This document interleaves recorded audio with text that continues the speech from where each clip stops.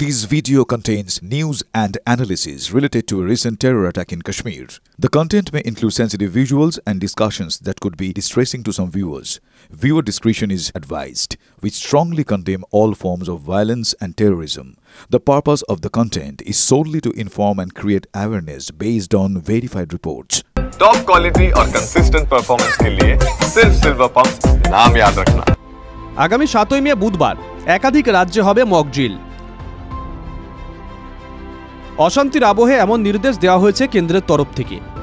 কারণ হিসেবে বলা হয়েছে যে কোনো হামলার পরিস্থিতিতে সাধারণ মানুষ যাতে নিজেদের সুরক্ষা সুনিশ্চিত করতে পারে সেই কারণেই এই ড্রিল করতে হবে। যে পরিস্থিতিতে এই নির্দেশ দেওয়া হয়েছে তা অত্যন্ত তাৎপর্যপূর্ণ।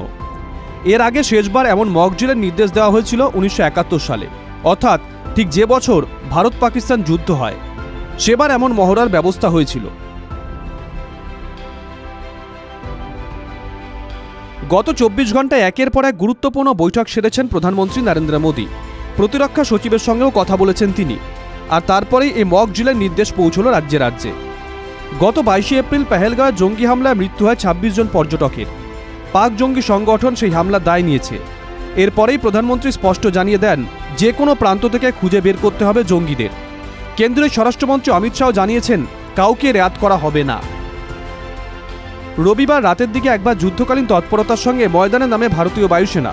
সূত্রের খবর রাত 9টায় ভারত পাকিস্তান সীমান্তের একদম লাগোয়া ফিরোজপুর ক্যান্টনমেন্টে এক সামরিক মহড়া করে বায়ুসেনা। সীমান্ত লাগোয়া এলাকা হওয়া ঘাঁটি একেবারে অন্ধকার করে দিয়ে মহড়া চালায় সেনা। এদিকে গত 11 দিন ধরে একটানা সীমান্তে গুলিবর্ষণ করে চলেছে পাকিস্তান। প্রায় প্রতিদিন রাতে সংঘর্ষ বিরতি চুক্তি লঙ্ঘন করে চলেছে পাক সেনা। Bureau report, TV9 Bangla digital.